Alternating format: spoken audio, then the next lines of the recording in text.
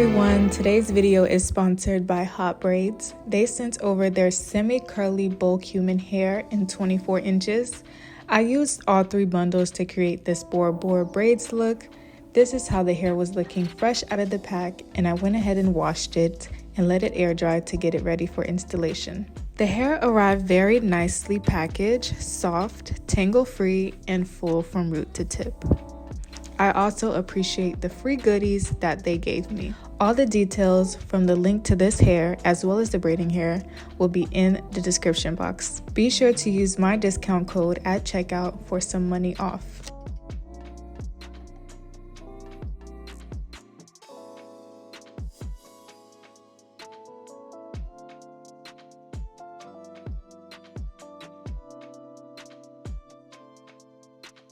What I'm doing here is that I'm doing a few test braids. I recommend all braiders to practice different braid sizes on the side before you begin braiding your actual hair. This will help with braid consistency. Oftentimes, I'll either start off too small and I'll have smaller braids in the back and bigger in the front, or vice versa. Maybe I'll start off with too much braiding hair in the back. Then when I get to the front, I realize I don't want them to be that big. So rather than going through all of that, I will braid 1 or 2 braids on the side so I can get an exact precise measurement of how much braiding hair I should add to each braid.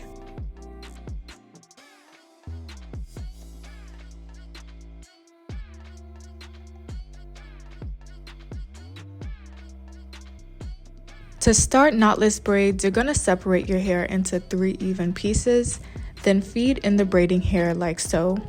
I ended up feeding the first 2 rows with 2 pieces of braiding hair per braid and only adding 1 piece of human hair at the ends. I decided to not feed in human hair pieces for the first 2 rows because this will help with knotting in the nape area.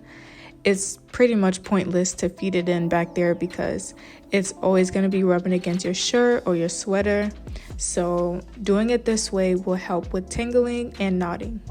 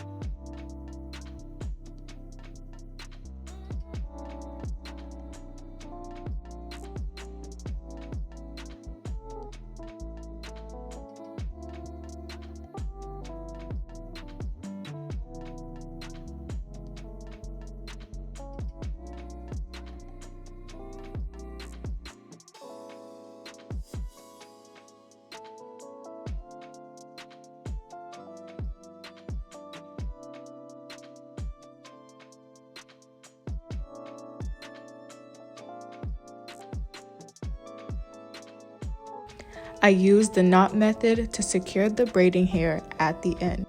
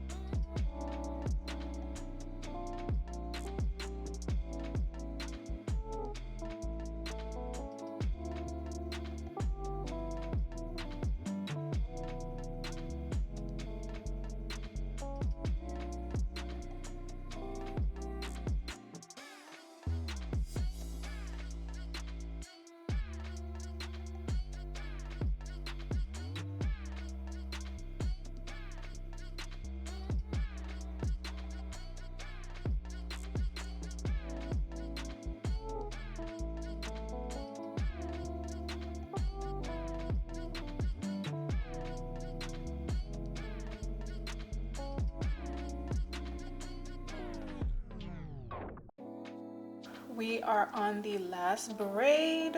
I'm exhausted and it is 3 days later. So I'm gonna take a piece of hair. This is how big the hair is. And then I use 2 of these that I split into 2. So it's about 4 pieces of hair. Sorry for my lips because I have my retainers in. For the front piece, I use about 3 of these pieces because I want it to be shorter, just a little bit shorter for some layers. So I'm gonna take my twist. Let me zoom in.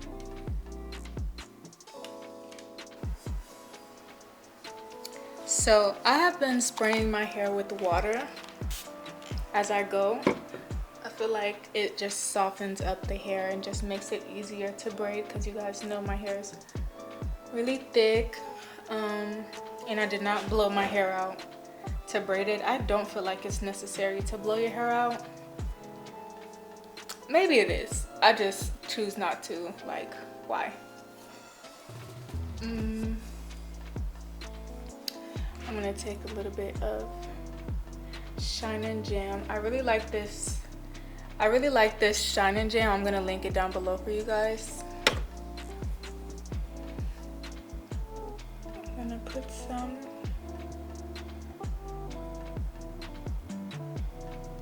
on my scalp and smooth it in.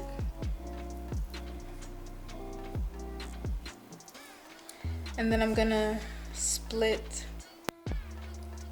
I'm showing you guys this, like the top half, because in the back I skipped about 2 or 3 rows of no braids because I heard it helps with tangling and maintenance. So if you don't feed in the curly pieces in the back, then you won't have to deal with tangling. And I was like, yeah, let me do that.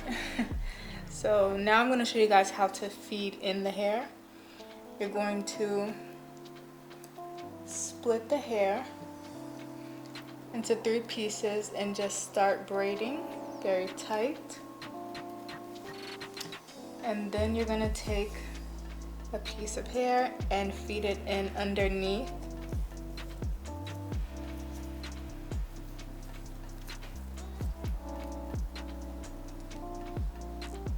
And then you're gonna take a piece of curly hair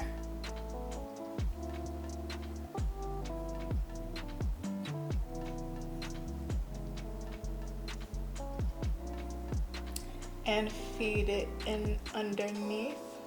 So the shorter end goes on one of the 3 pieces, and then the longer piece goes on that one, and then you keep braiding.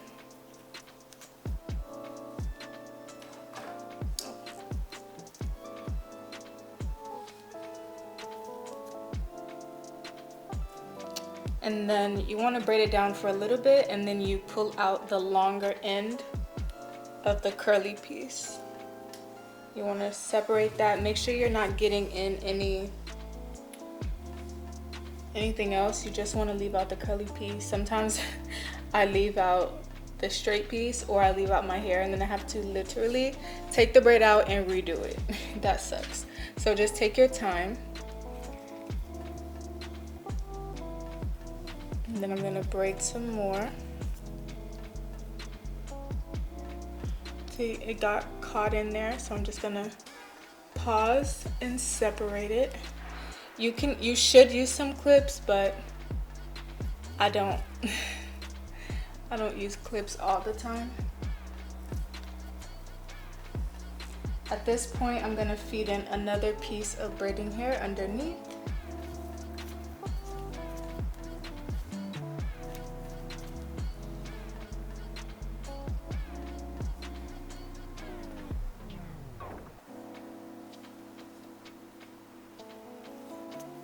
And then I'm gonna braid.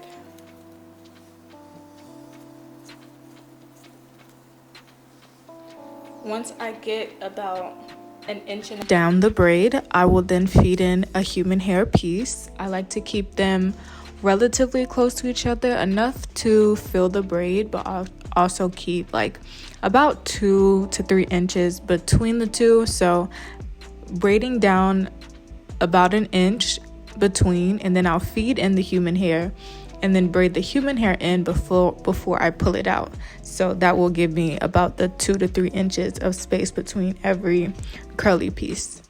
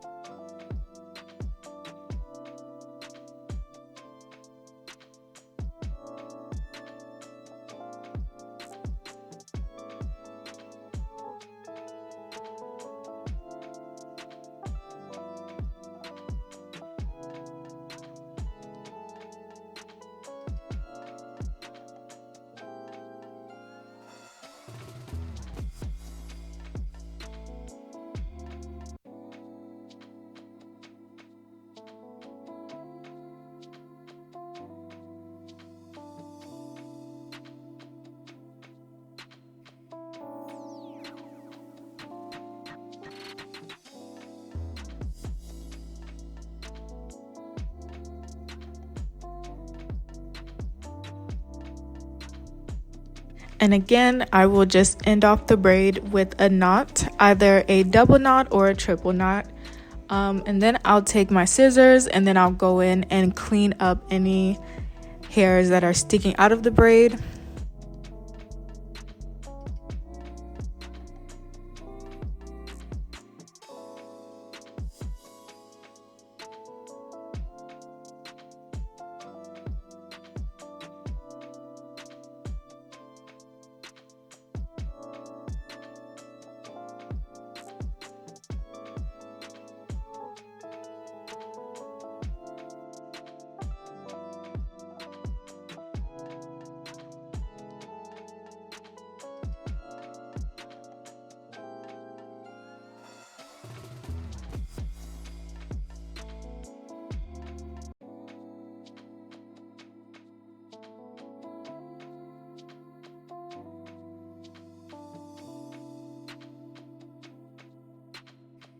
The next day, I decided to dip the hair in hot water, and then I used my mousse as well as some argan oil to set the curls and define them and hydrate them.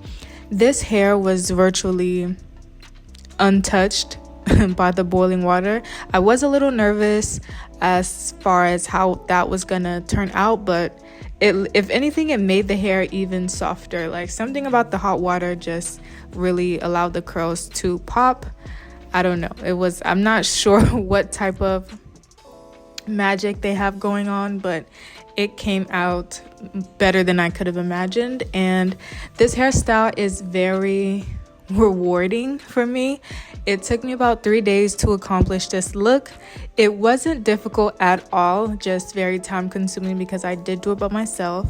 And will I do it again? Absolutely. This hair is gorgeous. I get so many compliments. The hair does not tangle when I do need to maintain it. It's simple, and I do wash my hair at least once a week because I do cook several times throughout the week, and hair traps the smell of food, so I just like to keep my braids smelling fresh. But yeah, thank you to Hotbraids, and I will see you in the next one.